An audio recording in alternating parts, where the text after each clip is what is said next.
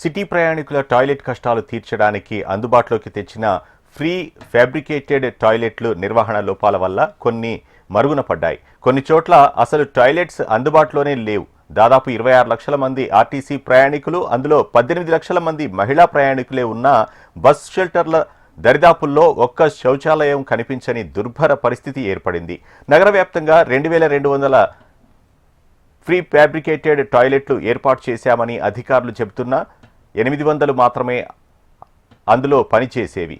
రోడ్డెక్కితే ఉగ్గబట్టుకోవాల్సిందేనా, ఇంకెన్నాళ్లు ఓపిక పట్టాలంటూ ప్రయాణికులు ఆగ్రహం వ్యక్తం చేస్తున్నారు. హైదరాబాద్ మహానగర పాలక సంస్థ ఆర్టీసీ సంయుక్త సహకారంతో 2018 నుంచి ఆధునిక స్మార్ట్ బస్ షెల్టర్ల నిర్మాణం జరుగుతోంది. ఈ ప్రాజెక్టులో భాగంగా 800 నుంచి 1000 షెల్టర్ల నిర్మాణం చేపట్టాలని నిర్ణయించారు. ఈ ఆధునిక షెల్టర్లలో గ్రేడ్ 1, గ్రేడ్ 2 పురుషులు, మహిళలకు ప్రత్యేకంగా శౌచాలయాలు ఉండేలా డిజైన్ రూపొందించారు. వీటితో పాటు AC seating, wifi, mobile charging, CCTV, తాగునీరు, ఇతర సదుపాయాలు ఏర్పాటు చేయాలని ప్రయాణికులు రచించారు. అయితే సోమాజిగూడ, కుక్కట్పల్లి, బేగంపేట్ తదితర ప్రాంతాల్లో ఆధునిక బస్ షెల్టర్లు నిర్మించినా ఎక్కడా ఈ సదుపాయాలు కనిపించవు. ప్రణాళిక ప్రకారం 336 షెల్టర్లలో అడ్వాన్స్ గ్రేడ్ శౌచాలయాలు నిర్మించాలి. కానీ స్థలం లేదంటూ అనేక చోట్ల నిర్మించలేదని స్థానికులు చెబుతున్నారు.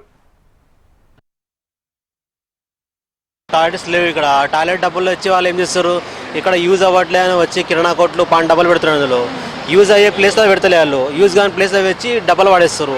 ఇక్కడ ఇది హైవే రోడ్, ఇది ఇక్కడ చాలా మంది, ఇక్కడ మెట్రో స్టేషన్ ఉంది, ఇక్కడ పక్కన మెట్రో స్టేషన్ ఉంది, ఇక్కడ బస్ స్టాప్ కూడా ఉంది. ఇక్కడ టాయిలెట్స్ పెట్టడానికి లేదు.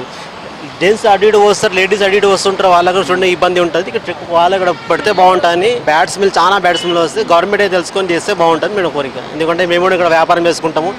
ఒకరికి ఇద్దరికి చెప్పగలం, ప్రతిసారి అది అందరికి చెప్పాలంటే చెప్పలేము కదా మేడం. ఏమనంటే వాళ్ళ గొడవలు కొట్లాడాలి అయితే గవర్నమెంట్ ఆలోచించుకొని చేస్తే బాగుంటుంది మా ఆలోచన.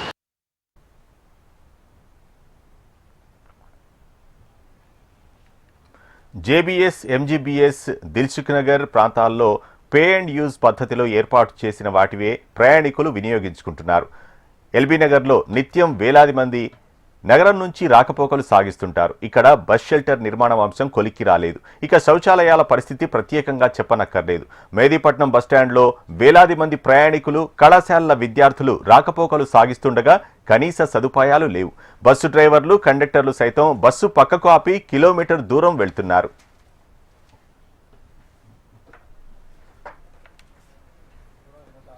అమీర్పేట్లో రోజు 20,000 మంది ఆర్టీసీ బస్సులు ఎక్కుతూ దిగుతూ ఉంటారు. కోఠి, చార్మినార్, మదీనాలో మహిళలు షాపింగ్కు వేలాదిగా వెళుతుంటారు. ఆ ప్రాంతాల్లో ఒక్క ప్రజా మరుగుదొడ్డి కనిపించదు. హోటళ్లు, షాపింగ్ మాల్స్కు వెళ్లి కొందరు అవసరాలు తీర్చుకుంటున్నారు. అక్కడి సిబ్బంది ప్రశ్నిస్తారనే భయంతో చాలా మంది ఇంటికెళ్లే వరకు ఉగ్గబట్టుకుంటున్నారు. అధికారులు ఇప్పటికైనా స్పందించి తమ సమస్యకు పరిష్కారం చూపించాలని కోరుతున్నారు.